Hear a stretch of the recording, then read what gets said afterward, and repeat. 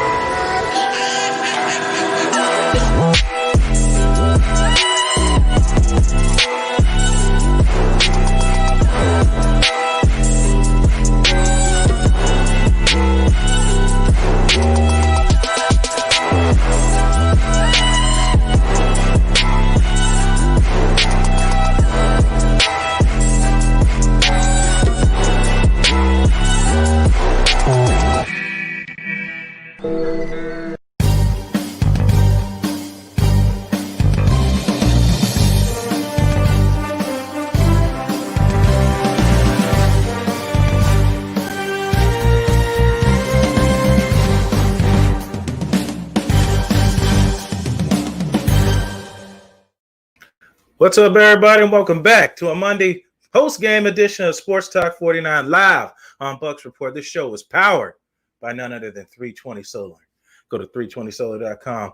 Today, we're going to talk about post-game, what you guys think. Call in, click the link. We'll get you on here. We'll talk about whatever you want to talk about the game. Can't always talk about the bad. You got to talk about the good, too. And we're going to talk about all that, about the moves they made, about what happened with the Saints and Drew Brees, Jameis Winston. There's a whole bunch of stuff going on now in the league. That's why I talk about the league. Also on Monday, along with the Bucs. It's fine. You can talk about both, the Bucs, and you can talk about other NFL teams because it all affects everything. Yep, Tim already covered that. So we're going to get into all that very shortly. But first and foremost, I want you guys to check out, and we're going to go to quick. We're going to show all the sponsors here at Bucks Report real quick, and we'll come back, lighting the fire, and talking about the post game to the Bucks versus Saints. So you guys be ready right after these sponsors, and we'll get into all that.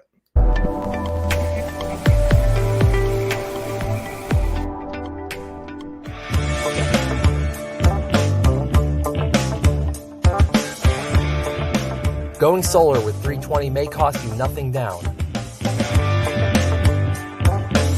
But the work we do is not a $0 job.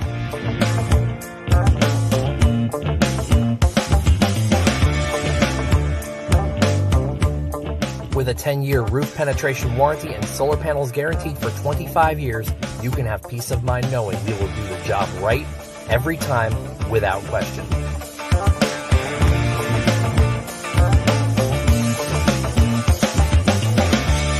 .320 Solar. Power up.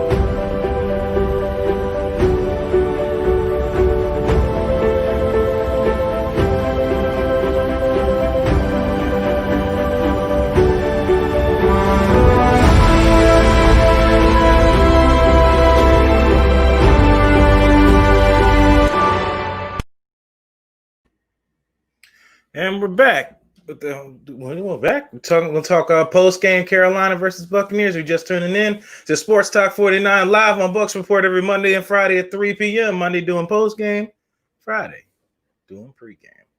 And also look at on my social media for always my perspectives, giving a take. Talking about what happened in the game at a particular player position and things like that. And you can find all that content right here at Blake Anthony 49 live on Twitter.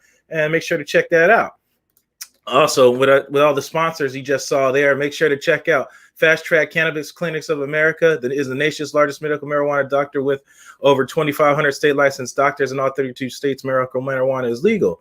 Also, My Cannabis Card effectively links new patients with the closest licensed medical marijuana doctor near them, while also saving up to 30% on just evaluation costs. Just mentioned Sports Talk 49, Blake Anthony, or Bucks Report. Also, the show's powered by 320 Solar. Finally, say goodbye to your electric bill. Go solar for zero out of pocket with 320 Solar. Sign up for zero out of pocket and pay nothing out of pocket till 2022. So put the power back into your pocket. eWire Solutions, smart home electrical. Go to www.ewiresolutions or call 813-667-2003. Daniela Styling Studios. Go to www.ladybarberdaniela.booksky.com and book your appointment today. Don't hesitate to look good. Don't cheat yourself. Treat yourself nice. Get yourself something nice. You look good, you feel good. You feel good, you get paid good. And you get paid good, you obviously live good.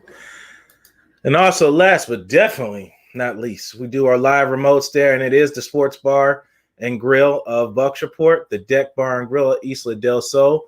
Make sure to check out pre, half, and post-game shows there with Peter Blake and myself and many other of your favorites at Bucks Report. And make sure to check us out there. We'll be there for the primetime game against the Rams and giving to you all Buccaneer content.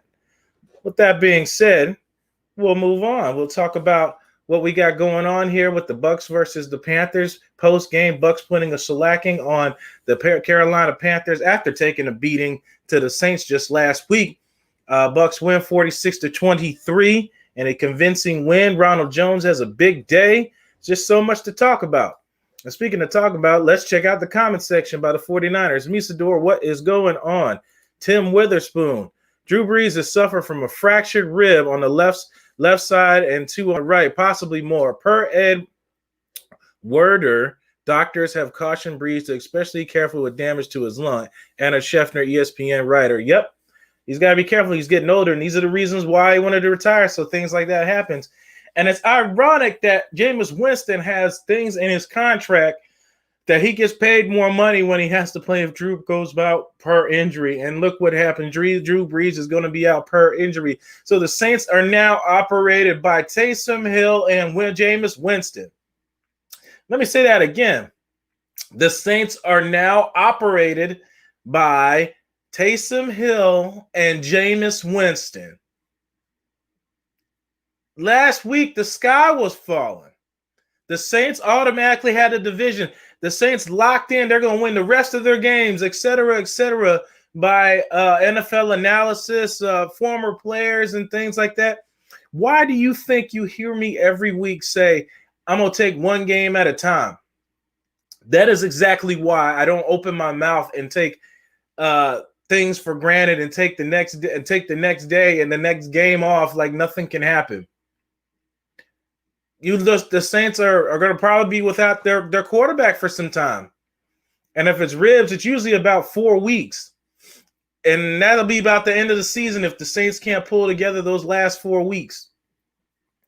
That'll hurt their playoff chances and pretty much seal the deal for their season if they can't muster up them 4 wins. Sean Payton is going to really have to put that team together. But before we get into the Saints talk and all that Jameis Winston stuff, because, it's a lot of people still sour about Winston leaving. I was sad to see him go. I just want to see, continuity at the quarterback position here in Tampa Bay, something they never had for so long. That's why. So, Christopher Cole, let's go Bucks, rack them up. Christopher Cole, I wonder who's going to be the starter for the Saints now. It's going to be just like what you saw Sunday night. It's going to be a rotation. Winston might strive in Saints offense with an offensive line. Yeah, you're going to finally get to see what that looks like. Christopher Cole, Saints almost lost to the Lonely Niners. There's a lot of teams almost lost to. I mean, a lot of teams in that they, on paper, you don't think they should have lost to, and it's just that's the way football is. Weather conditions and all that stuff. Like the Ravens got manhandled by the Patriots last night. I called that before, even without the rain. Lamar Jackson struggles to throw the ball again. Tim, I refused to watch any live podcasts last week and didn't want to hear anything about it. I don't blame you. But with wins, you got to take the losses, Tim. You got to take the losses. I can't run and hide. I said when it's a beating or I'm wrong about something, I got to face you guys because I give you guys crap, and I got to take it too. It's only fair. It's only fair. That's just how it goes, but you can't hide. And the Buccaneers been losing long enough that you shouldn't have to hide. And that beating wasn't as bad as the Atlanta Falcons game at home, the 56 or 51 to nothing at one point. I think the year the Falcons blew the Super Bowl lead. I mean, it's whatever, give or take. Winston didn't look good. Didn't look good yesterday when he came in for Breeze. Hey, I mean, it is what it is. I mean, they got the win, and that's really all that matters. So we'll see. He's the captain of that ship now. Well, he's one of them. What's your thought against the games against the Rams coming up? I'll give you a thought on that. But, Ethan, I usually do a pregame to the Rams on Friday where I give you my breakdowns and stuff like that when I really actually start going through tape. So I'm going to be going through Rams tape here this week, seeing what they got, what we can do to beat them, and what they're weak at and things like that. So that's what we'll be doing. So Ronald Jones has a hell of a day. Hell of a day. Tom Brady, too. Why not just add that in there? Tom Brady goes 28 for 39, 341, and 3 touchdowns. And if I'm not mistaken, he had a rushing touchdown as well.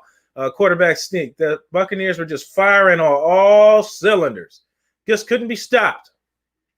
It didn't look so good. They struggled a little bit to get, out. They're like a car that you got to warm up. And if you're in New York and Philadelphia, you got to warm that car up. Then once all the engine is warm and the car is running, that car takes off like a light. It does its thing. And that's the way the Bucs were. And I know Tom Brady, it should have been a lot more. Tom Brady missed a couple touchdowns, missed one to Rob Gronkowski, missed one to Antonio Brown deep.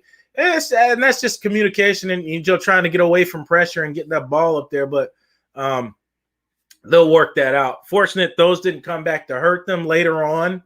But that's good that you're seeing Antonio Brown able to beat these coverages, and he's starting to feel himself first down, celebrating and all that stuff. And that's good. But I can't go without saying Mr. Ronald Jones, 23 carries and 192 yards and 1 touchdown.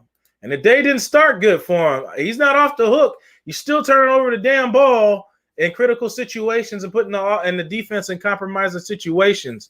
But you don't have to hook. Yeah, Ethan. I mean, I'll still talk about it a little bit. They could have put up 70 points, Chris. Can you confirm Rams offensive lineman? And I think the safety is going to RR. Yes, he's out. Whitworth is out. And why is nobody talking about how well Brady climbs the pocket? I'm aware he's one of the best ever. Yeah, he is. You don't have to be fast to be elusive. You're absolutely correct, Mr. You don't have to be fast to be elusive in the pocket. And that he is. Just because he's not fleet of foot or quick or whatever, he still makes his way through the pocket. And speaking of Ronald Jones and making his way to the pocket, through the pocket, he gets the damn the breaking point. Ronald Jones, you get this clip real quick.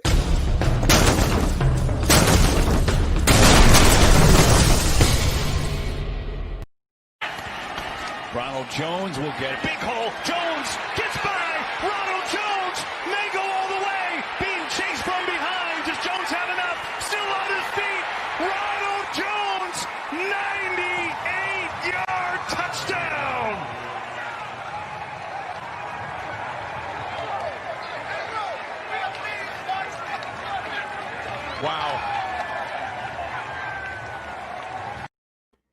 you notice how Tom Brady's old butt ran all the way down there?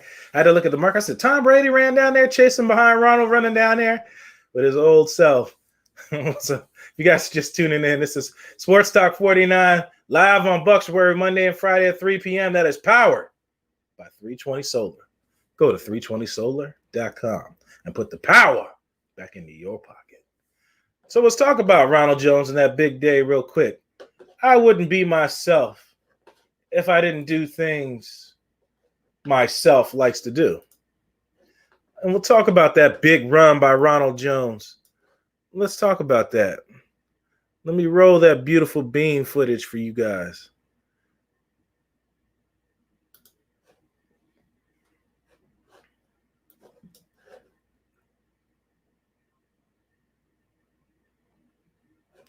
So quiet.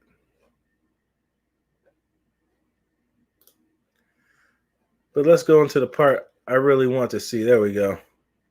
Let's look at the blocking combination. You're definitely seeing a difference in the blocking scheme between A.Q. Shipley and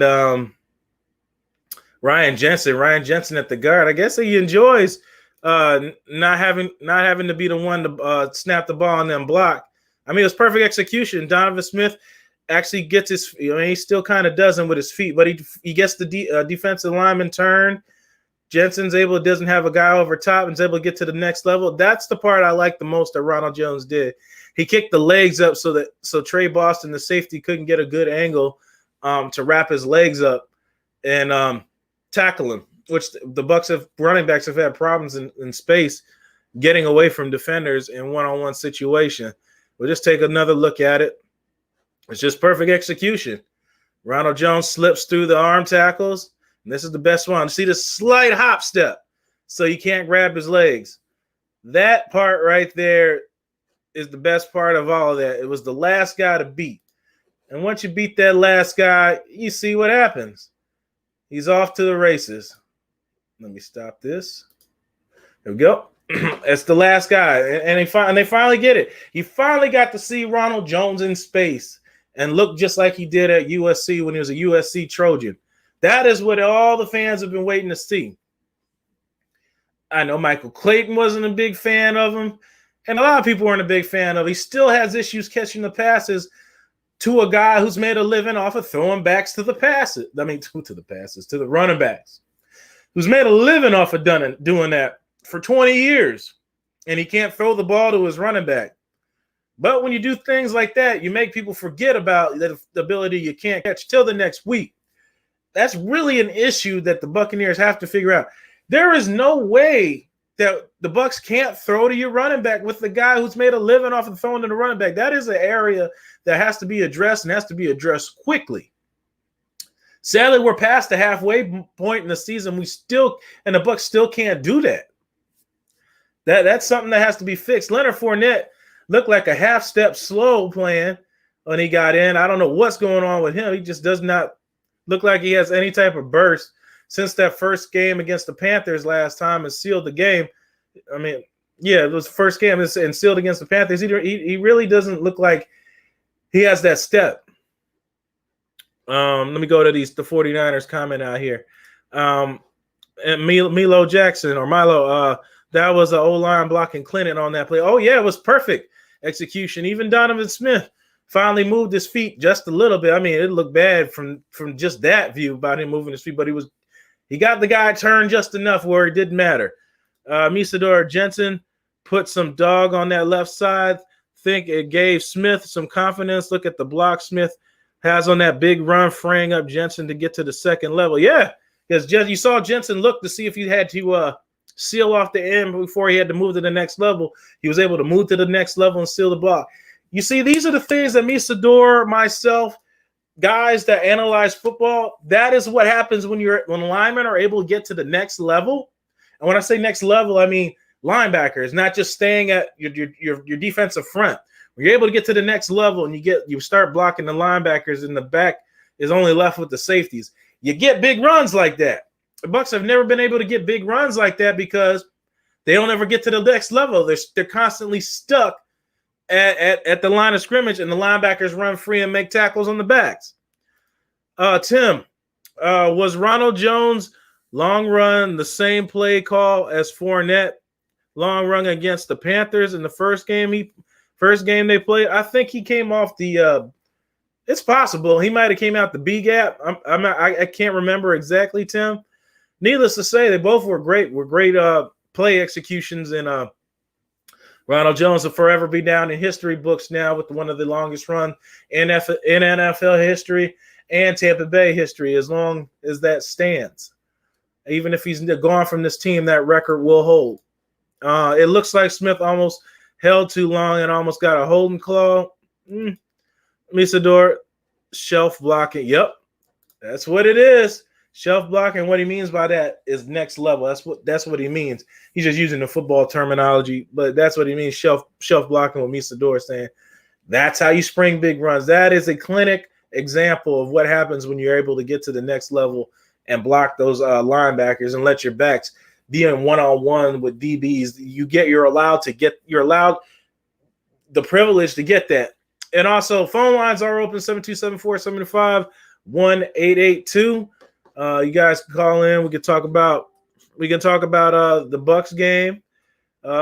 Later on, we'll be talking about around the NFL, and we'll still be talking Bucs. That's fine as well. It's not an issue, but it was just good to see that they came out after putting in embarrassment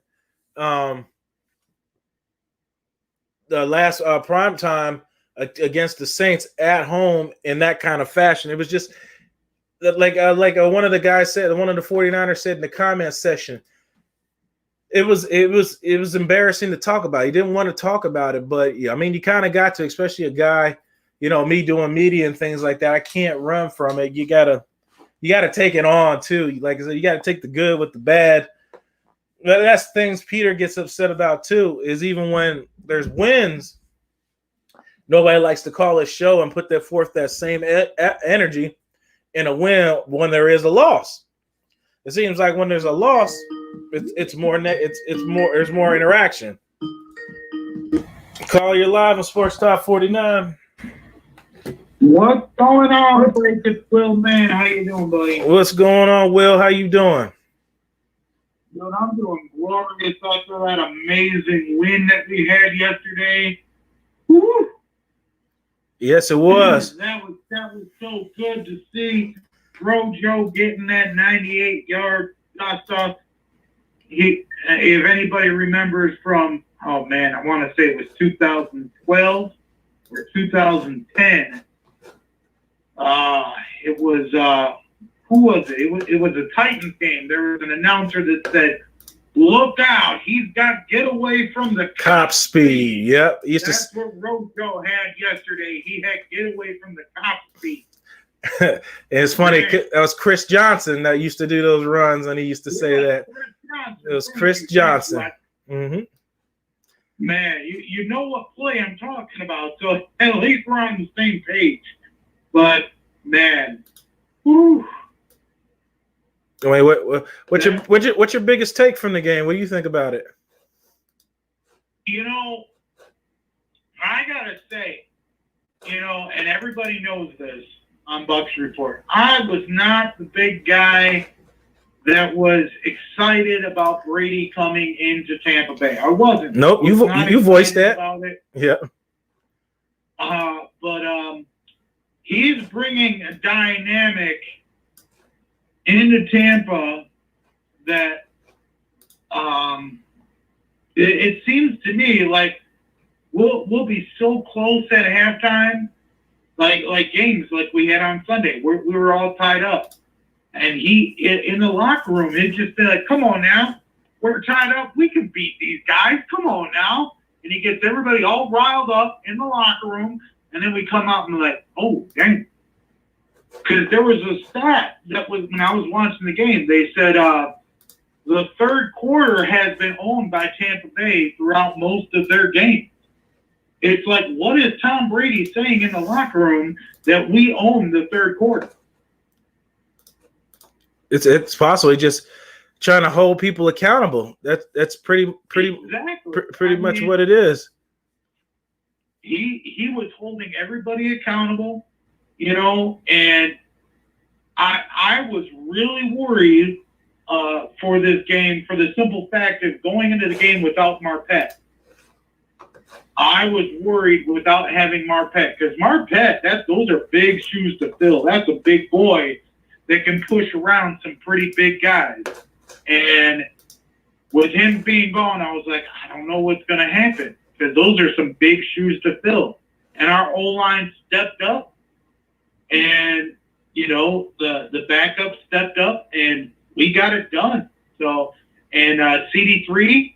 I was worried that he wasn't going to be there. He wasn't playing the whole game. I know that much.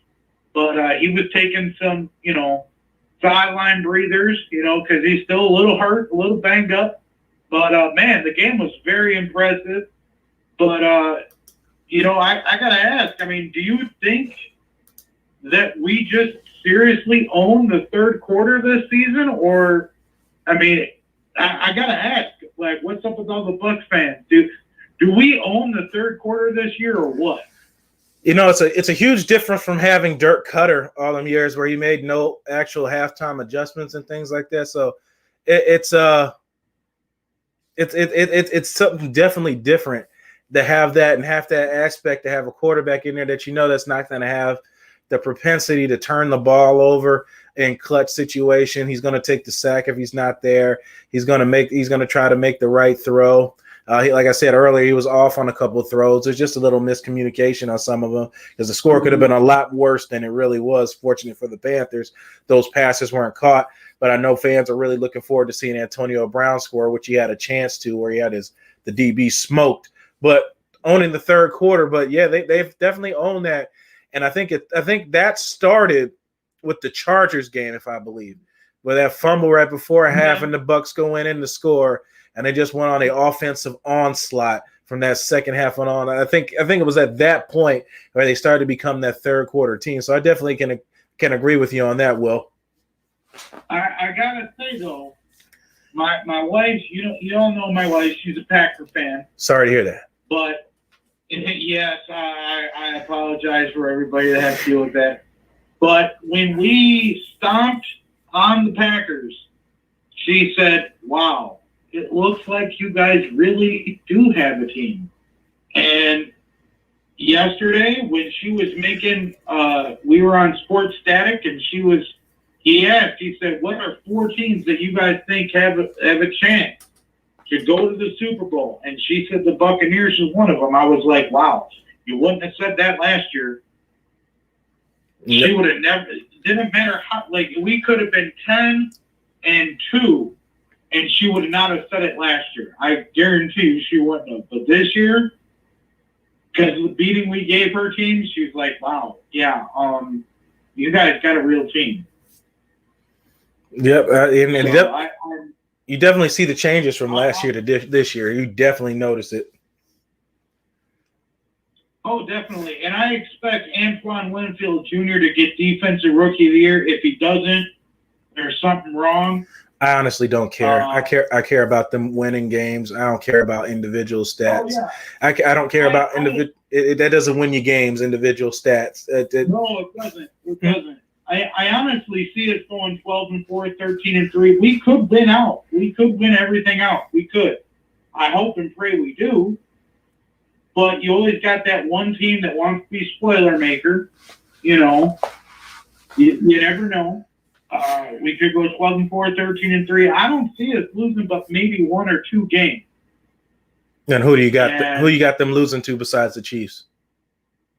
Oh, I don't think we'll lose to the Chiefs. Okay, you think it's going to be somebody else?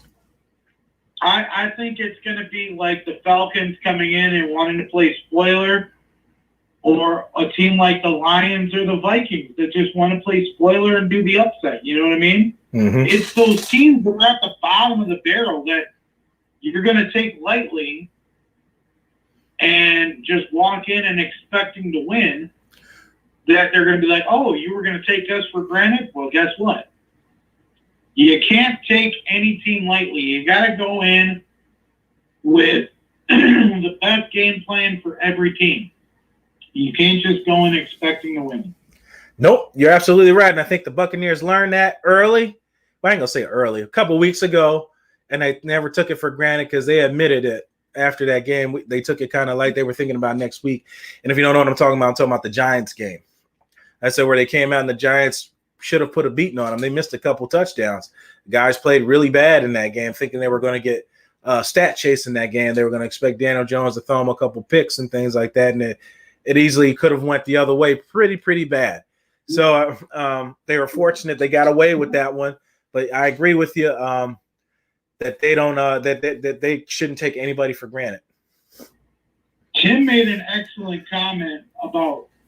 Yeah, I see their comments. I was going to get to it right after you. Ryan Suckup has been Mr. You guys know how I am. I don't like comparing people to old people. I like people to build their own brand because they're their own people. Grammatica had his time here, played excellent. He's homegrown from the Tampa area and still lives in this area. So thank you for his service. But Suckup has came in here and has been everything as advertised. Thank you for the Tennessee Titans who struggle in the kicking department with Gostkowski for letting Suckup leave after an injury that he had and coming back and performing just like he has always done for the Tennessee Titans for many years prior to coming to Tampa. Yeah, everyone thinks the Chiefs are going to be our toughest game, but you know what? I don't think we'll have a problem with the Chiefs. And people look at me cockeyed when I say that. I'm like, I honestly do not see us struggling with the Chiefs. If the Chiefs come out and beat us, dude, everyone can put me on blast for that, but I do not see us struggling with the Chiefs. Look how we handled the Packers. You know what I mean? Mahomes is a little bit more nimble than Rodgers per se. Yeah.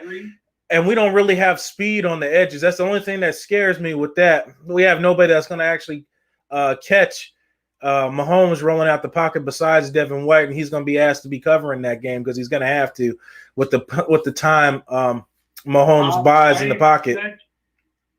I expect in that game we're going to be probably running a 4-2, and you're going to be seeing, Mike Edwards getting a lot of play time. You're going to be seeing SMB, CD3 coming out there.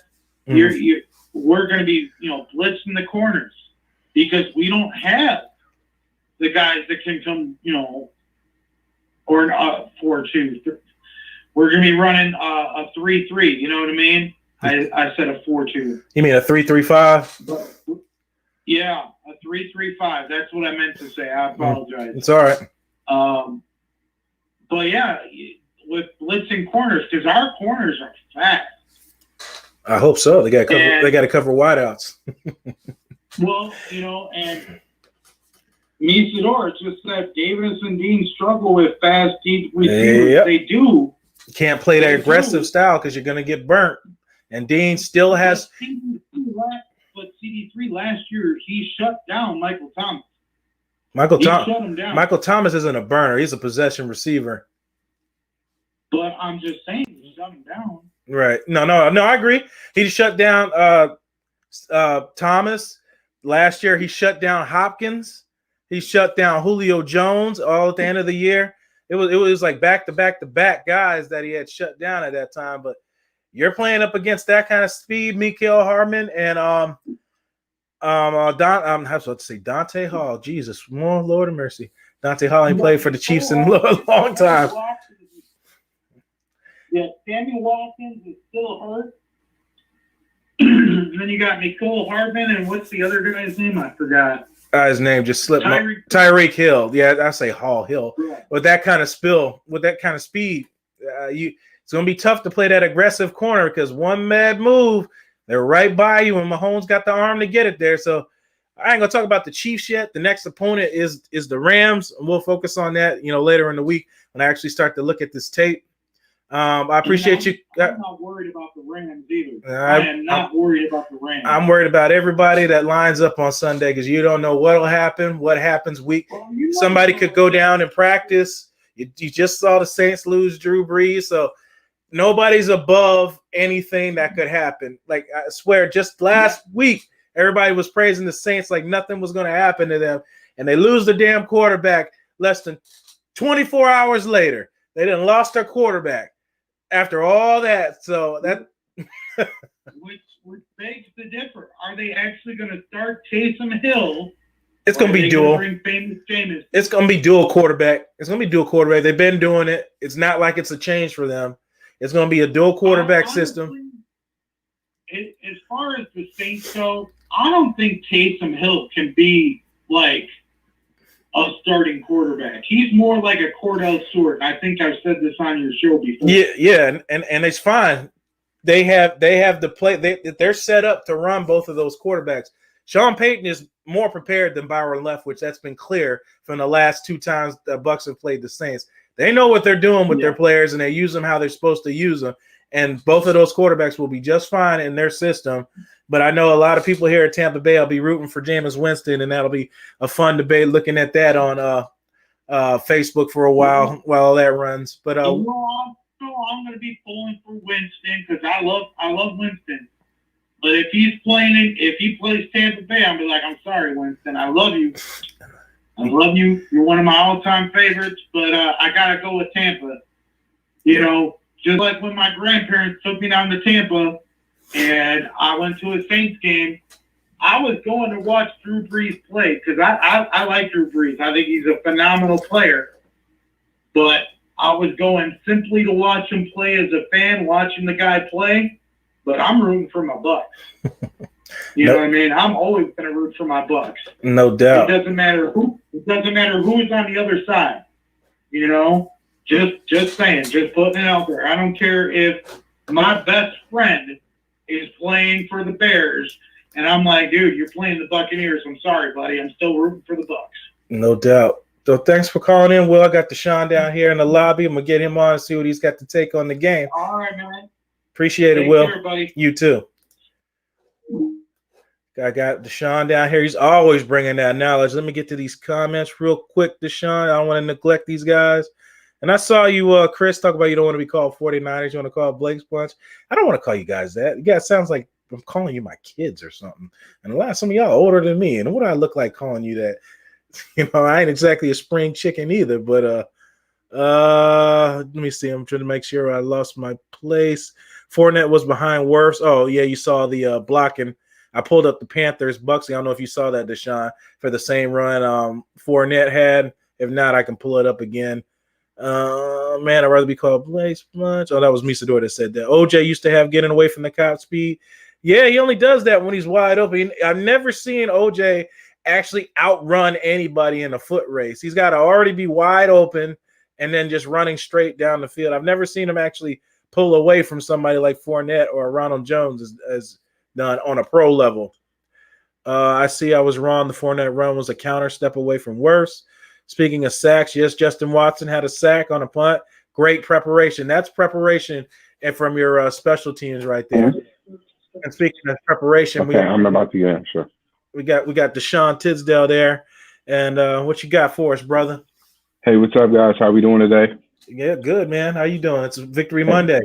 Victory Monday, you know, we're going to accept it and take it. Saw a lot of good things out of the game. Of course, Brady's always pretty good with spreading the ball around. I think he was a little bit more key and tight in these situations, which I was happy to see. You know, I don't wish any negativity or anything like that on these guys. I know they're players. They got families to feed and things like that. So we were just talking about, you know, quarterbacks, you know, he's not going to Foot Locker job, you know, like. Oh, yeah. Remember we were talking about that? You talking about Foot Locker jobs and you come drop a bomb game. Like, man, great point you brought. I forgot all about that. Yeah. When I was talking about what are you thinking about a couple days away from the game and you're doing an interview like this? Where's your mind at? Where's your mind at? We're not taking it. Listen, we're not taking it seriously enough. And this is the time of the year, you know, I think callers are right and people, you know, talking about Tampa are right. But, you know, when you're a Tampa fan at this point, you have to be just like how you say, hey, I don't want to liken anyone to anybody else. You know, I don't want to make the Warren Sapps and, he's just like Sapp or he's not like Sapp or he's just like Brooklyn. He's not like. Let them build their own brand. Everybody's their own. They got a name on their back, just like those guys had names on their back. And some of them were better.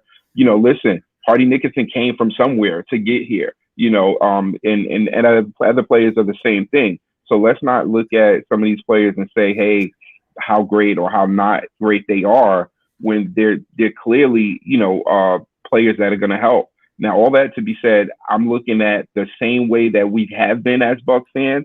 I don't think that we have to have the same thing, because Tom Brady is clearly ushering in a new thought pattern and a new feeling for this Tampa Bay area and just the team and the whole, when I say the area, of course, I mean anywhere that Tampa Bay fans are touching down. I just think that he's bringing that new feeling. I didn't feel as horrible as I normally would on the loss. Even though it was a horrible loss, I still felt like, well, guess what? If I felt like that was all we had, that would be different. But you clearly knew we just didn't play well. Well, guess what? If you play on any sport, I don't care if it's a one-man. So if you're at golf, tennis, whatever, you're going to have games where you don't play well. You know what? And we had several people not playing well at the same time. We'll take that. But this week, oh, man, attention to, I think Rojo almost had about 20. What did he have? How many carries did he have? He had a decent amount of carries. He actually had real 20 running back carries. Running back for the first time. So he wasn't I know he loves to say victim of Valium. He wasn't a victim of Valium in this game, because he had like 20 carries. Yeah, 23 carries. Yeah, listen, big boy carries. That is, you're our running back number carries, because I was like, are they trying to get him? At first, when I saw him still in there in the fourth, I was like, wait, are they trying to get him to 200? Because that's what I was thinking. And what did he finish at? 192, 193? Yep, 192, 8 yards short. Yeah, so I was like, I thought they were pushing to get to that mark. Probably. And there was a point also in that game where I was like, okay, they look like they're pushing to get.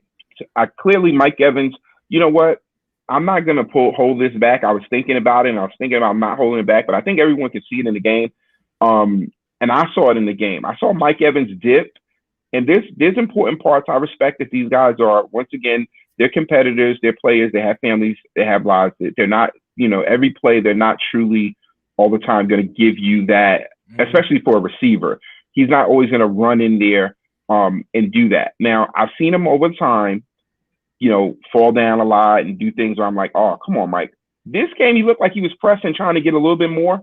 But now, it's not something that he normally does, where Mike Evans really gets all that yak for you. If he gets yak, it's because jump ball, corner dropped, and he's getting the yak to the house. Correct. There was on that there was nobody on that one where he did the little cartwheel in the defender. He had like the stumble step or whatever. I'm like, dude, Mike, that you take that to the house right there. Now that's the difference between Mike Evans and other receivers on our roster. He's the only one that does what he does. Other receivers on our roster are somewhat interchangeable. I thought Mike blocked better than he usually does yesterday. He's very handsy on his block, so he holds a lot.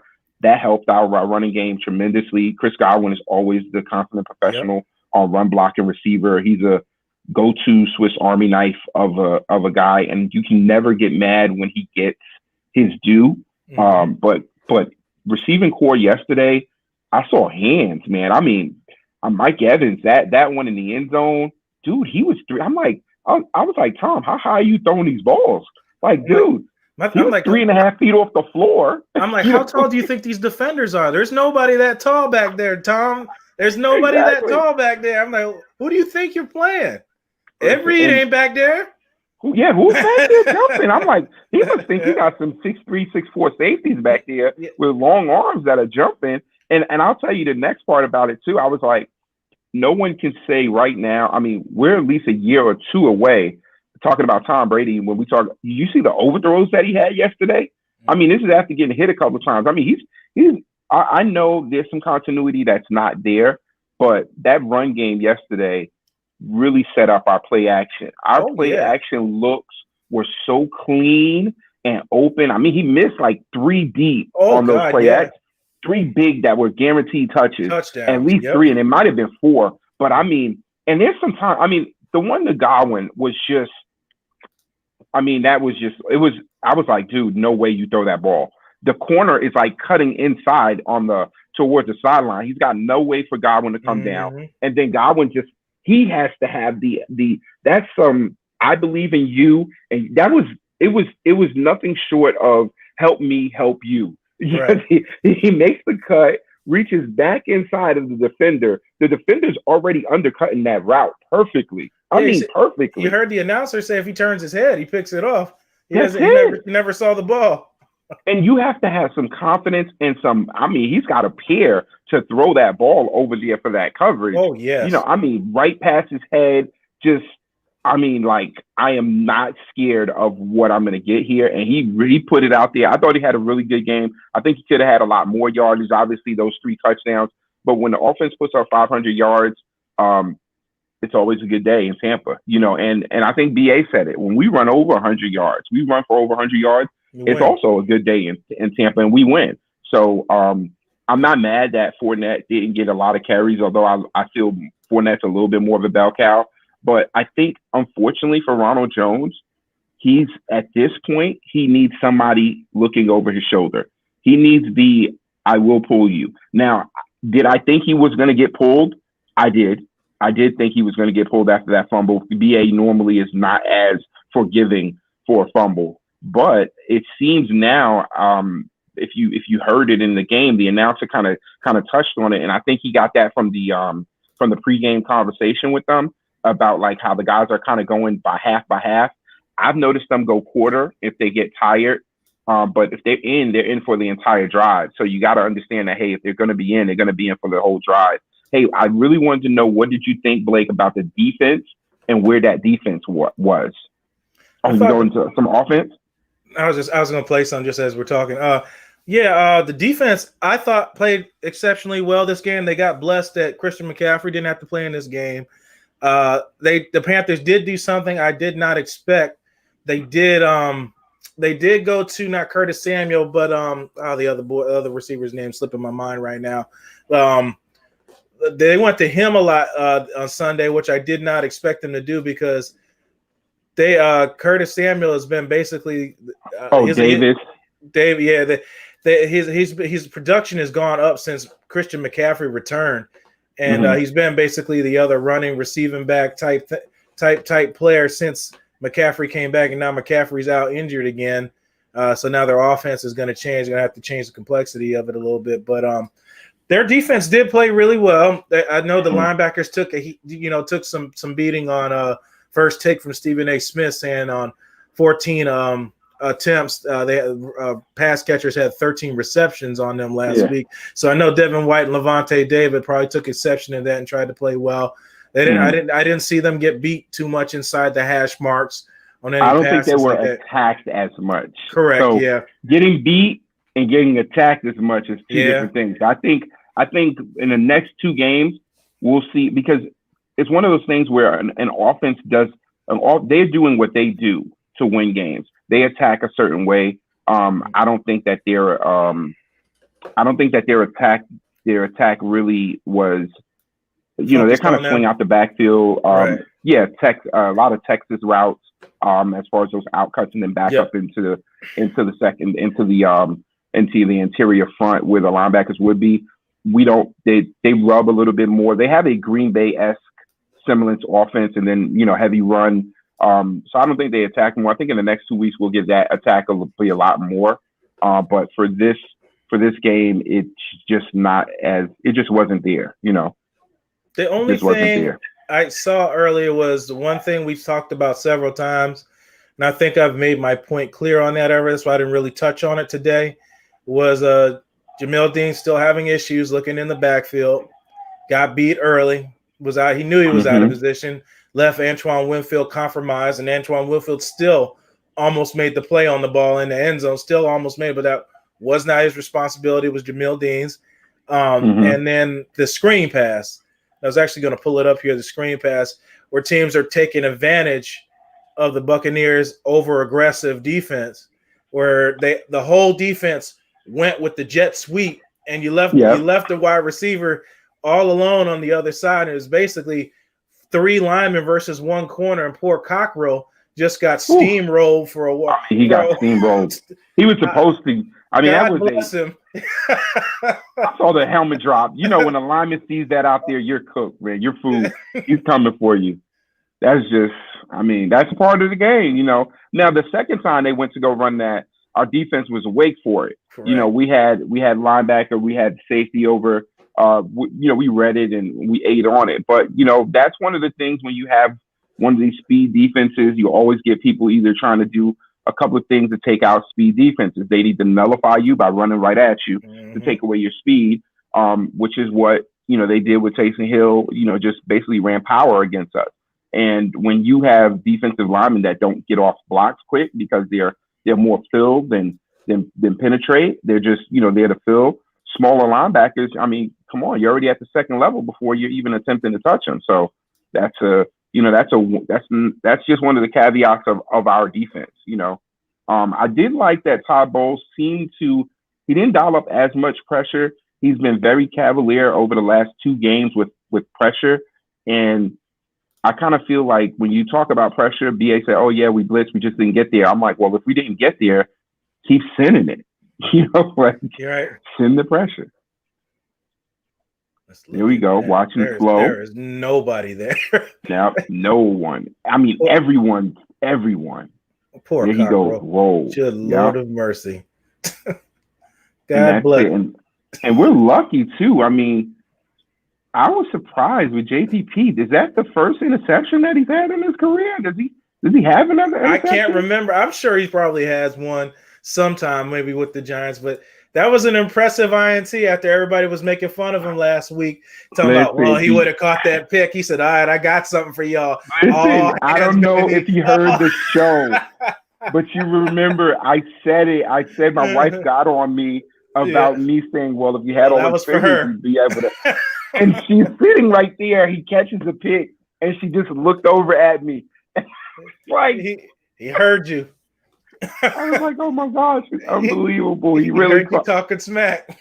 And you know what? I mean, throughout all season, because when we drop all those D linemen back in coverage, you know, that's really just more of a sit in this zone and force the quarterback to try to figure out which defender is who and not throw next to. But that time I was like, oh, he made this catch. And you know what? I'm happy for it. I'm just waiting to see it. You know, I saw Will Mann just posted Winston's going to be starting on Sunday. And I still expect Taysom Hill. I still expect dual quarterbacks, but I expect a heavy dose of Taysom Hill. Yeah, a heavy dose of Taysom. But if you want to label the starter, sure. Well, listen, that's like in our defense. You know, who's the starter? We're saying nickel. You know, 90% of the time. So we worried about our 3-4 starters, and we're going to be a nickel all the time. Right. Yeah, listen, you know what? Our games are done with Jameis, you know, all for him. Good luck. You know, great to see what he's doing. But if he does good over there, you know, great. We'll check him out when playoffs come. But as far as for me, it's a Bucs life. So correct. You know, he's over there in their land. No problem. That ship sailed for us. We're on our next bounty. Let's go ahead and get these Rams.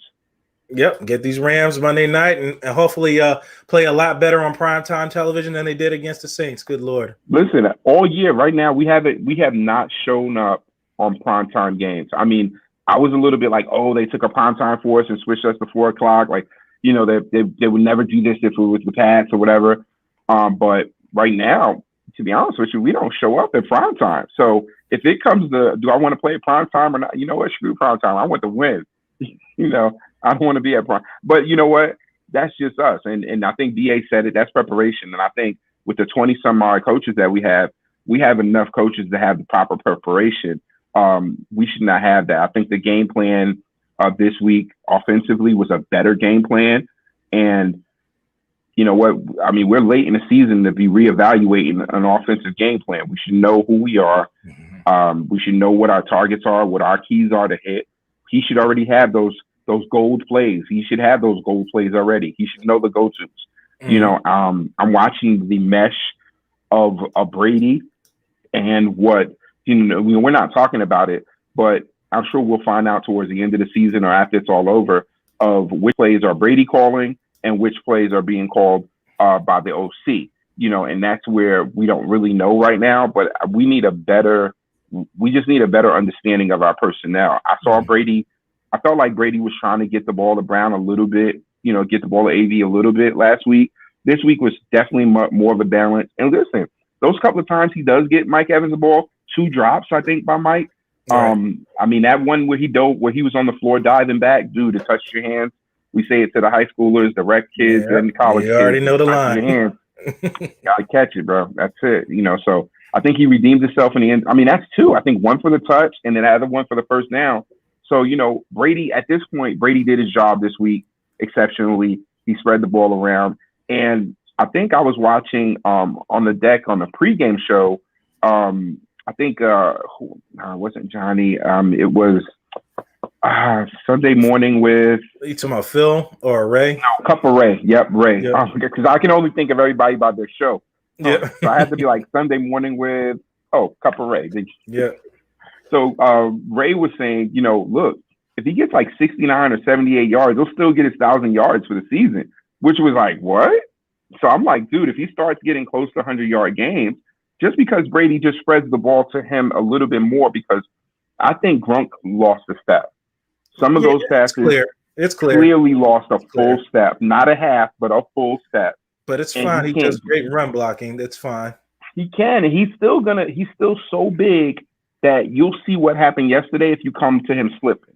You got to come bringing everything to him. I knew he loved every minute of that. Just the guys flying off of him, and he just chucking them, got them legs high. I'm like, look at him high knees. When he got and he throws the alley to Unclear, and Unclear catches it. Horrible spike, but he doesn't spike the ball often. So I think he says his arm hurts. That's why he doesn't spike it. Oh, so he chucked it up. Yeah, and I was looking at Unclear spiking, and I was like, okay, he needs a redo on that one. Yeah, that's why he's not spiking. His arm hurts, so he's not trying to do something stupid and hurt his arm. I don't blame him. It is rather. Listen, hey, I had a question. Are you gonna? Is Allison on here today, or is that just on Friday? No, Allison is here. She is on vacation. She's at Madeira Beach. She hit me up and said she's not gonna make it, so that's why I didn't have Allison on today. I just wanted to know what she was going to be saying about these Steelers, because I'm watching them week after week, and they are definitely a surprising. They're not mashing anybody out, in my opinion, for the most part. From just watching them, they're actually in battles, but they keep winning. It's like somebody's got a rabbit foot over there or something. I mean, these are how stories are built. So it's either they win all these games and they lose later, or they start losing games and just fall out of. But right now they're winning. So, I'm not a Debbie Downer. I'm happy to see, them do well, and, until they face us, so I would actually much rather face a Steeler team than some of the other teams that are going to come out of the AFC. Correct.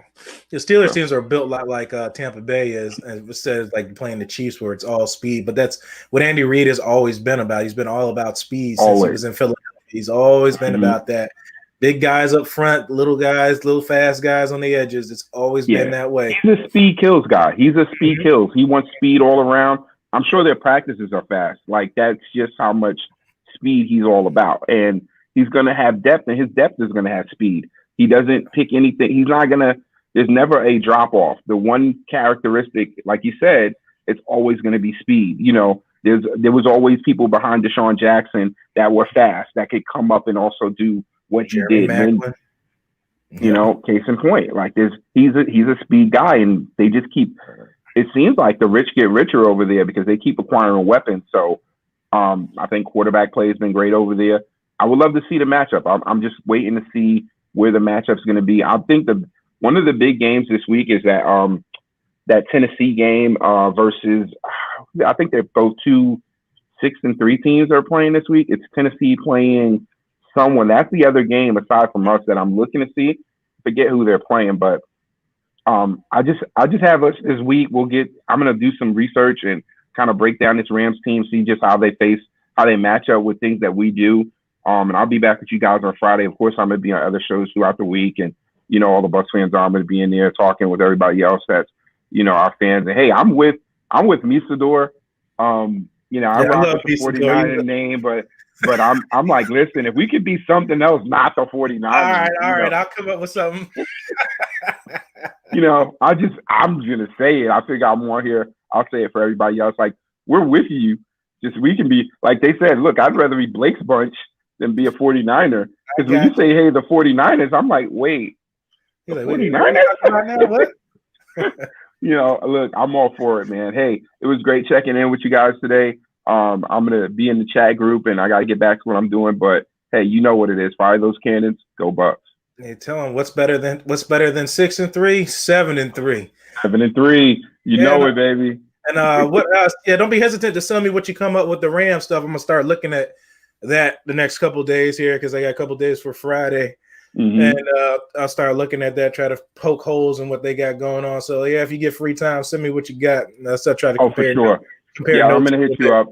Yeah, I'm gonna hit you up. We got you on everything. I know you leave it, but I got you on Facebook, got you on Twitter, and anybody else. Hey, Blake responds. So if you want to go ahead and follow him on Twitter, follow him on Facebook. He responds. He communicates with you. That's it. It's a great family here at Bucks Report. So I'm gonna continue to listen in, and you guys have a great one. Okay.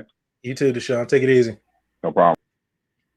There it is, Deshaun, as always. And we'll go into a quick break. We'll come back, take some phone calls if you want to call. If not, then we'll get out of here.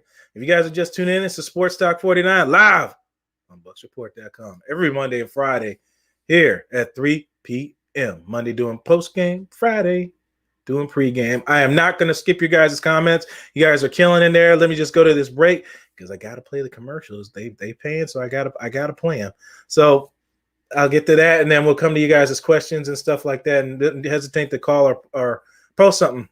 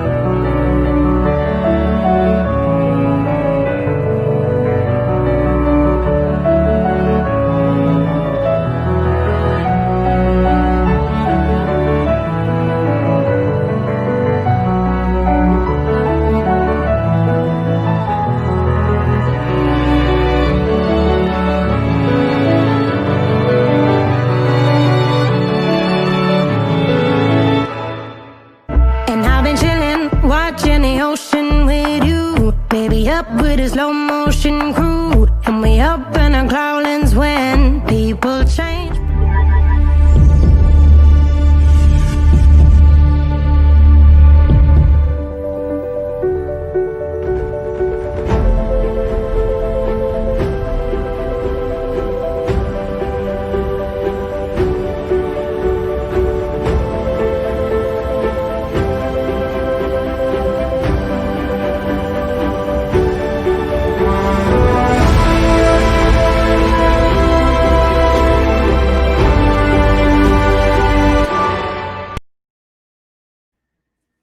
Welcome back. Sports Talk 49 live on BucksReport.com. I'm Blake Anthony, and this is my show. Monday's post-game edition. Friday, it'll be fun, prime time, talking about the Rams. Misa Dorsey is going to do some work. I'll check it out. You guys know I'm always going to bring it.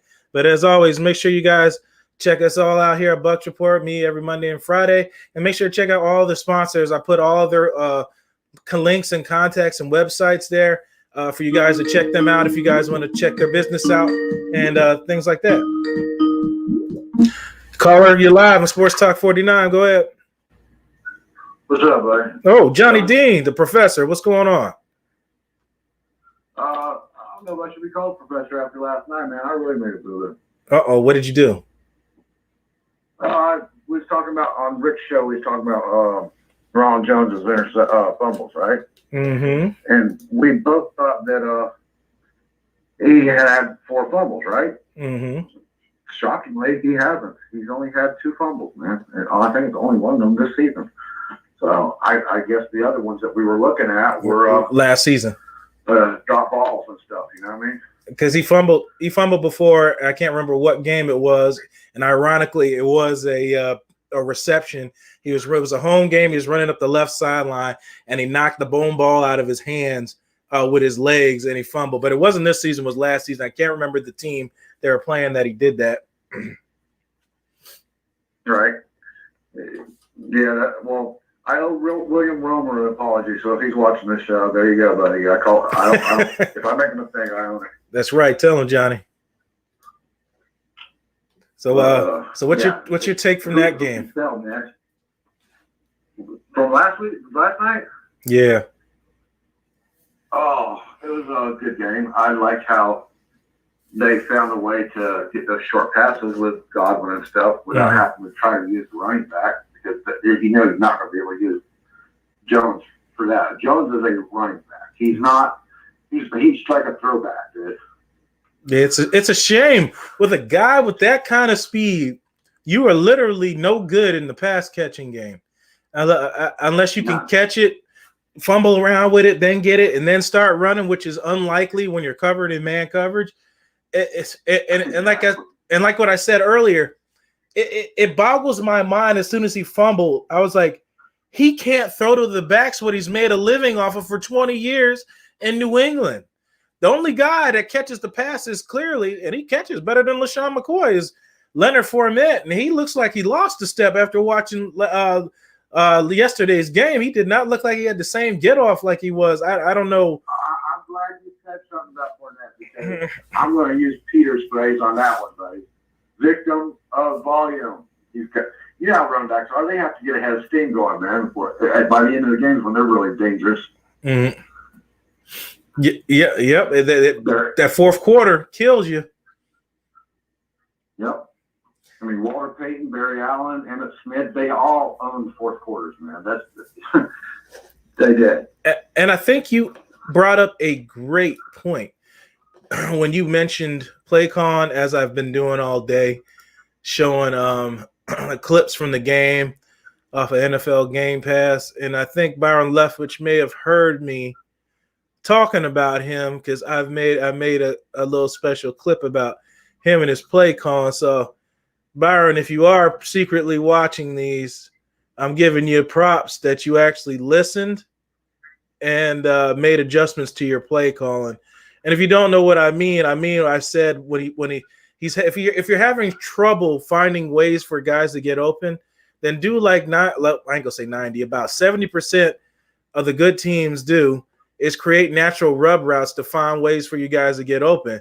And I saw he did that with Cameron Brate. I saw him do that with Antonio Brown and Mike Evans. You're finally starting to figure out ways to get these guys open, besides strategically just running them downfield and hoping that the offensive line can hold long enough for these guys to get open. What do you think? I think Arians had a lot to do with that, because he was talking last week that they got to get to Mike a lot more, and get to the guys that are there. All right, to be honest, we haven't been all that healthy this year. Correct. I mean, our core guys, and Brady's been thrown to a lot of new people out there. And as far as Byron goes, I still swear to God that when the three of them are sitting in the quarterback room writing up game plans, and Brady and Arians and Byron Leftwich, I think Byron is intimidated. You talking about by Brady? But Arians and Brady. I mean, okay. Them two are on pretty much equal footing, and Byron's sitting there trying to learn and go, okay. You know what I mean? Right. But Brady's learning to adapt too. I mean, that's like he's learning to adapt instead of going to Gronk for security blanket. He's got to start using Evans, and he started doing that a little bit. And I think Evans was surprised to get the ball that much this game. Oh yeah, when you're not getting in the game before, Evans didn't catch a ball until the second half, and he led the team in receptions. Yep, and it's good. It's a good feeling when you know you're not bracketed the whole game like he was against the Saints. That's why everybody kept bringing up, is Brady actually just missing missing Mike Evans? I told Misador I would do that. You saw it. I sent it to you. He was literally bracketed the entire game. But some of these other guys got to show up too, so they'll stop running that coverage, but they just can't do it against the Saints because their front four is so powerful in rushing that the Saints are there. There's no reason for them to ever come out of that defense when they play against the Buccaneers. No, they don't have. They got. You can go to their third string defensive line and you're going to get pass rush from them. Yep. That's a very deep team, offensive line and defensive line. And I could have sworn me and you brings up Winston. I am dying to see what Winston does, and it's not in a negative way, because we always said, let's see what Winston correct. Can do with I'm with you. Defensive line, right? I'm with you. I'm on the same boat. I want to see what he does. I want to see if it was that, because I see Brady still deal with some of the same issues Winston was dealing with in regards to offensive line play and can't get the ball where he needs to because you can't trust your guys to hold the blocks long enough. I'm seeing some of those struggles and some of the bonehead mistakes by those guys, because I see Brady rolling his eyes sometimes and stuff like that when these guys make bonehead mistakes. And you're right. I'm the same way. It's not in a negative way. I just want to see what he does elsewhere with everything to succeed. An actual offensive line, a good one, and a defensive line, and the key part, a running back that can actually produce. Absolutely, yeah. You got tomorrow, dude. There's no reason not to succeed. What did he say he was? He was a top 5 quarterback? Well, let's see. Yep, let's see. And you saw in the game when he came in, he threw like five passes to Kamara because he could do that. You could just throw it out to the back now and let the back do the work. You don't feel like you got to force the ball downfield and rely on your line to have to hold, even though the Saints line could do that. But Tampa Bay's offense could not. Exactly. What, Rob? So I wish you luck. Yep. I don't wish you bad luck. Because I don't want them to win no more games. Robert Rawl says Mike Evans needs to be traded. If you look at the Carolina game, I feel like he's a cancer. You have it. Mike Evans is not a cancer, dude. I'm telling you, Mike Evans is Rob Gronkowski. If Brady learns how to use Mike Evans the way he's supposed to be used, that's your man right there. Because Brady is not sure about that. The only 50-50 balls Brady's ever thrown up in his life was to Gronkowski. And he had a security blanket there. Right. Now he's got to switch gears and start thinking of Mike Evans that way, because that's Mike Evans' special power. That's a superpower. He will take them balls away. Oh, yeah. You throw them high, too? Those are his. It's like grabbing a rebound. Just not 20 foot. Yeah. Yeah. And Brady, you saw, and you can still see Brady trying to figure out how to throw those. Because Brady doesn't throw those. He only throws those to Gronk. He's not used to throwing those to a receiver. Well, you can call Gronk a receiver, but you know, I get what my point is. Yep, yeah, but you're making a very solid point. People are like, well, you get the ball to us. I said, Winston would force the damn ball to Evans. If there was 3 guys there and Evans was just that good, he would come down with it. But there were dangerous passes. Brady's not going to do that. He's not going to do that. You know that when he came here. You know that. So when they come out and you see these guys making comments and all that other stuff about, oh, he's not getting the ball. You got to get to the ball. Stop acting like you don't got no damn common sense. You knew that shit when he came here. You knew that. He wasn't going to do that when he came here. You said, oh, he's going to get the ball out quick. He's going to throw it to the underneath pass. He's going to do that. Like, Then 9 weeks later, you want him to throw jump balls. He don't do that. That's not what he does. He's starting to get there, though. I think they had to sit down, talk with him, and say, look, man, this is what Mike Evans is about. He will make you look good in bad situations. Oh, yeah. He will. How many quarterbacks has Mike Evans made look good? Johnny Manziel.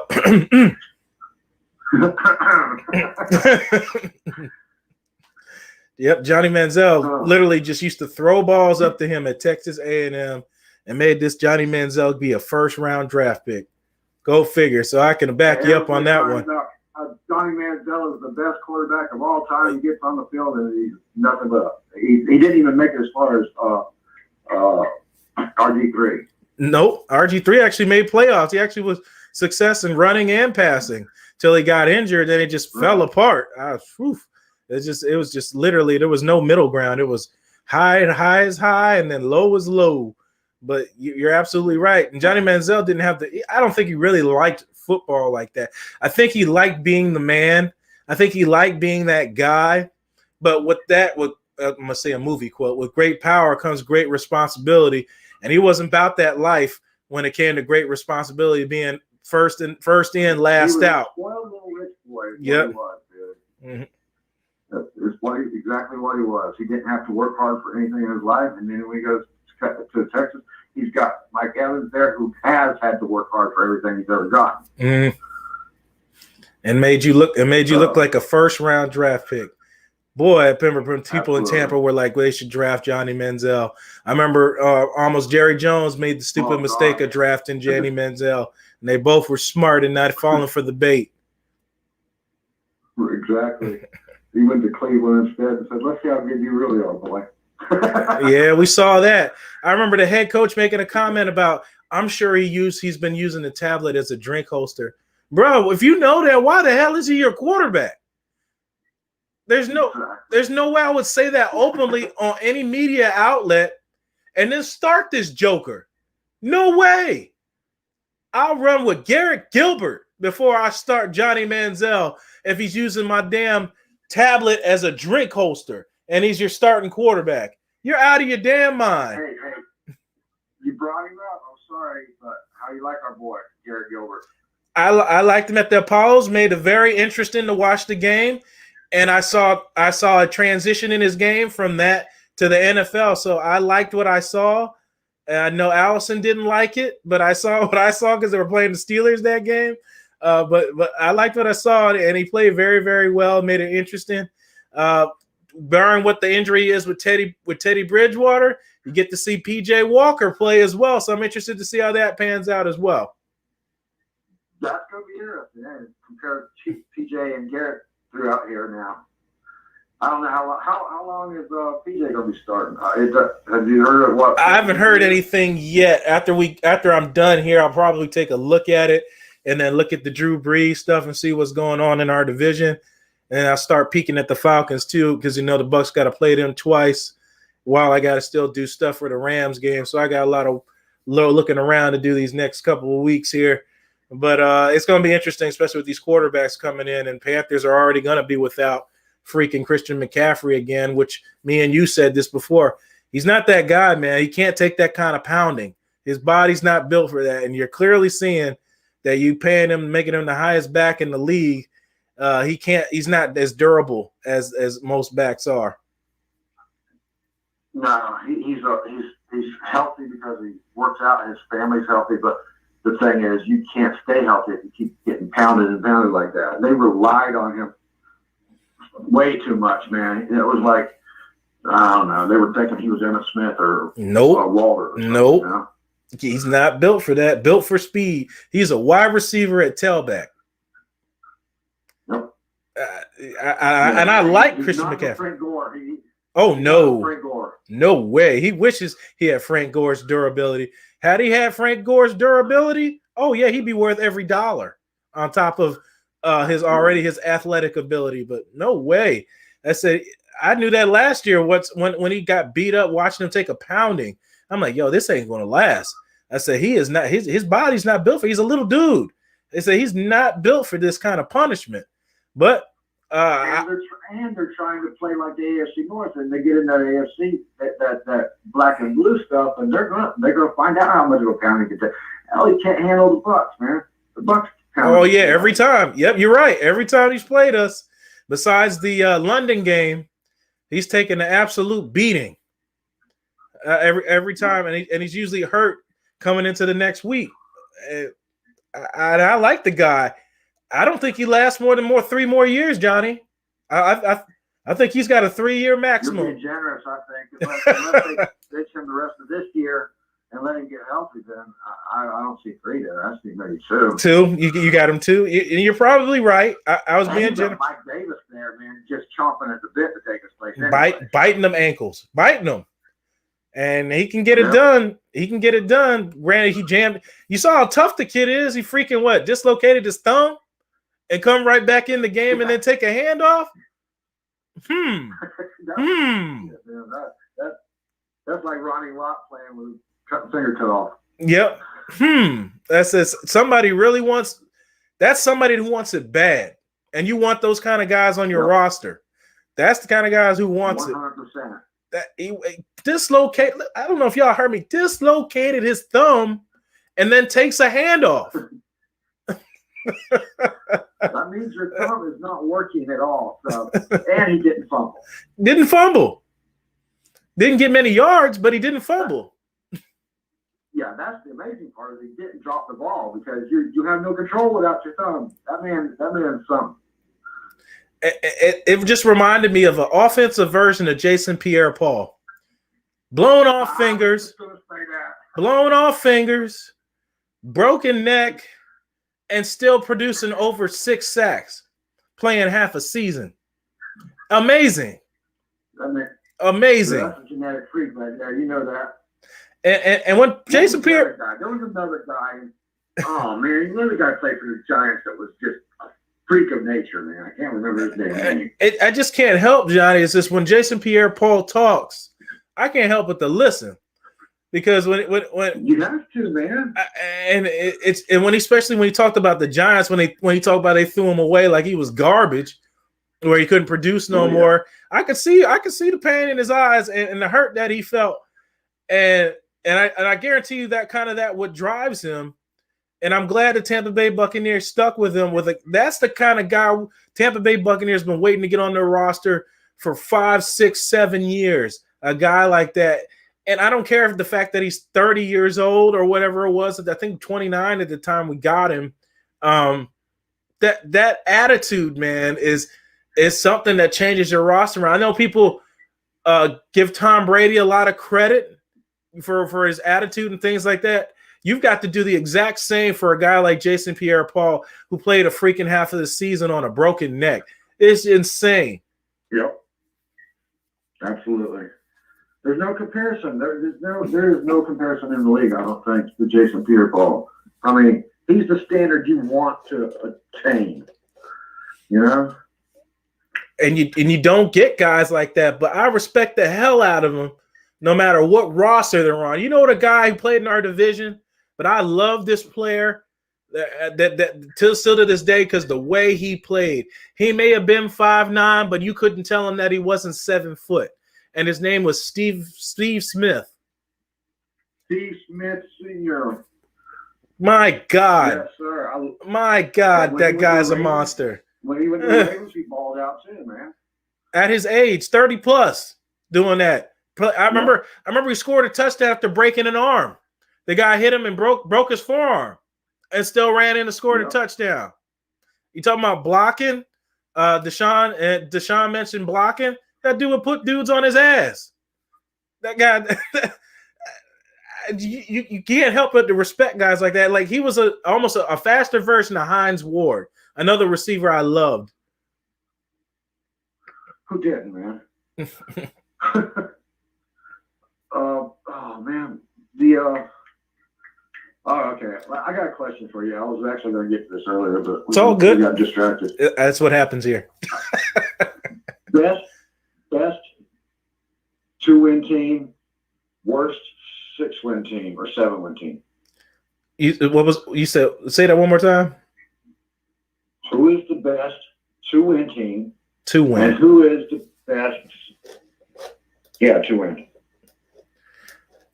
And who is the best 6-win team? What you said? Go ahead. I think it's they got 6 wins. That's a good one. I know a lot of people. Atlanta's starting to move up. Let me think. You said 2-win team. The Chargers have been playing really, really well. They've just been losing close games. So, they've been playing really well. I think they're the only team left with. No, they're sorry. I'm wrong. The Washington football team and the Dallas Cowboys both have 2 wins.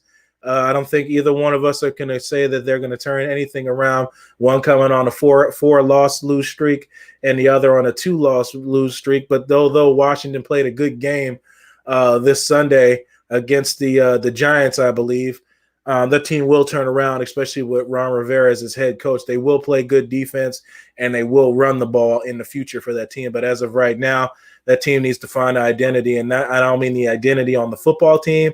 I mean the identity of their ownership and everything going on there with all the allegations and things that were going on behind the scenes. And when they get that right, that team will start going in the right places because I'm confident that Ron Rivera will turn that roster around. And you said best 6-win team, 6 and above win team. You want me to look? Yep. Ooh, Saints were gonna. No. I said the worst. Worst. Okay, worst. I don't think I want to pick anybody in the NFC West, and that's Seattle, LA Rams, and the Cardinals, because all those guys are playing pretty sound right now, especially with the Cardinals winning the division right now with that game Hail Mary from Kyler Murray. Jesus Christ. If you lost that was a hell of a game. If you missed that game. Worst, I would have to say my pick. I have to say the Raiders. The AFC. Really? I think they are what they are. They are a 6-win team or a 7-win team. However, it ends up at the end of the year. Or Tennessee. The Ravens, dude. They came out supposed to be game busters and stuff, and they couldn't beat New England, dude. In the rain, yeah, but Bill Belichick coaching. My buddy, I picked that. The rain and the wind should not have affected their game at all since they're a running game team. That's true. That's true. No, you got a point. You got a point. Yeah, they're a running team. It shouldn't have affected them at all. You're right. I think the hype got to that team, dude. They have a pretty solid defense, probably one of the best since adding Calais Campbell to the roster. Well, he's out now too. Yeah, he's out. They're missing a couple players that game. But I agree as far as the running aspect. But yeah, the receivers, I couldn't be I could imagine being a receiver on that Ravens team. They're running routes for no reason, pretty much, because Lamar Jackson is going to run 8 times out of 10 or take an underneath pass to the tight end or a running back. But I know Hollywood Brown can't wait. Actually, you know that Lamar Jackson was known for his throwing. He wasn't a scrambler in college that much. He was known for his throwing ability, man. And he can throw the ball. He just, I don't know. I don't understand the game management there. I've never respected that offensive coordinator. And if that keeps up like this, he won't be there long because, the Ravens don't put offensive coordinators who can't draw up a game plan. Well, you do know he's the same coordinator that coached Colin Kaepernick, so you're seeing a lot of the same similarities in play style with Lamar Jackson because it's the same OC that coached Kaepernick in the San Francisco 49ers. So I can definitely dig what you're saying on that. So we'll see how that goes. But the Ravens Lamar can't win a big playoff game yet. They were talking about, does he deserve a big payday? So I don't know about that. He needs to get paid for what he's earned and what he deserves. But as far as to be held as a Patrick Mahomes standard, yeah, I doubt that on a passing the ball ability. But as far as a running ability, he definitely owns that. By the end of the season, I don't even know if the Ravens will make the playoffs or not. They have the same record as the Browns right now. Yep. That's ridiculous. You're right. 6-3, Baltimore and the Browns, and with the Bengals taking up the rear, 2-6-1. You're right. And the Steelers just own that division right now, and I don't see that slowing down any. They have no. It's not like they're coming out game busting. If they're not game busting, nope. They're not blowing people out. They're playing steady football, and that's what you want to see. And that's what Deshaun was saying. He said they keep finding ways to win. That's all you got to do. Don't hurt yourself, but find ways to win. That's what you got to do. No matter how ugly it is, no matter if you lose your quarterback for a couple series, you find ways to win the game. That's all you got to do. Don't make it harder than it has to be. Do what you're good at. Do what you're good at. Don't screw yourself, and you'll come out all right sometimes. But all that. Right, man. I'll let you go. Yep. Appreciate you calling, Johnny, as always. I'll see you on Friday. All right, later, bud. Yep. Appreciate you guys calling in. Allison, you missed out today. You talk Steelers even without you. Johnny Dean and everybody and Deshaun. Just love having all you guys on. Yes, Mike, somebody said trade Evans. I didn't even entertain the thought, but he's entitled to his opinion. Mike Evans, I think, wants to die here in Tampa Bay. His family's settled here. He loves it here. The fans love him. I don't think he's going anywhere. Team player. He is the exemplary of team player. Let me tell you something about Mike Evans. The times I've dealt with him, he stays there the entire time to sign everybody's stuff when everybody else has left. He cares that much. That is why sometimes I get so caught up as being a media member and then with players, because he don't have to do that shit. He doesn't have to do it.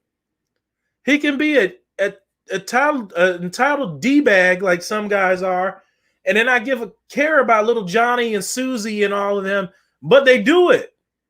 So when something comes up, when something comes up like social injustice or something else like that, you stood by him then when he was signing something for your kids, when he was signing something for your mother, somebody that was in the hospital with cancer. Stand up then, stand up now. That's the things I get upset about, because it was cool when it was something for you, but it's not when it's something that he supports. That's the only issue I really have sometimes when I'm mixed up between being a media person and looking at it as a player. That's the only issue, because I can understand that. At the end of the day, we're all human beings. Screw Drew Brees. He can lose it for the Saints. NFC South just got one more interesting. Yep, Mike, I talked about that. Everybody in media, Saints are done. Our Saints got it. They're going to get the bye week. Blah, blah, blah, blah, blah. Now your quarterback goes down. Up. It changes that fast. You don't know what's going to happen. He looks like he has no hustle. I can't remember who we were talking about at that time, Robert. You're talking about Mike. I think you're talking about Mike. He has no hustle. I mean, yeah, he does. It's just sometimes whatever. I mean, it's your opinion. I mean, I can't really tell what's going on at the play depending on what you're talking about. But Mike loves this team, and I don't think he wants to go anywhere. He does it, and he does. It's good for him, but you never forget where you came from. Yep. And with that, I'm gonna get out of here. Make sure to check out all the sponsors in the description. I have all the contacts there. You want to get your nice hair done and get a towel massage with a glass of wine, go to Daniela Styling Studios. Check out eWire Solutions. Check out all those guys. They're there. They're great. They're our sponsors here. Fast Track Cannabis Clinics of America, My Cannabis Card. This show is powered by 320 Solar. Danielle, I said earlier, Danielle Styling Studio. And last but not least, the Deck Bar and Grill at Isla del Sol with Cedric Robertson in the gang. Thanks, Johnny Dean. I read it. I said game instead of grain. Like, what am I doing? Trying to do too much at once, man. Trying to give all this stuff and good information out to you guys. But I appreciate you guys watching as always. And we'll end this as we always do. You're the master of everything. What you do with your life, what you do with it is entirely up to you. Thank you, guys. God bless. And as always, fire those cannons.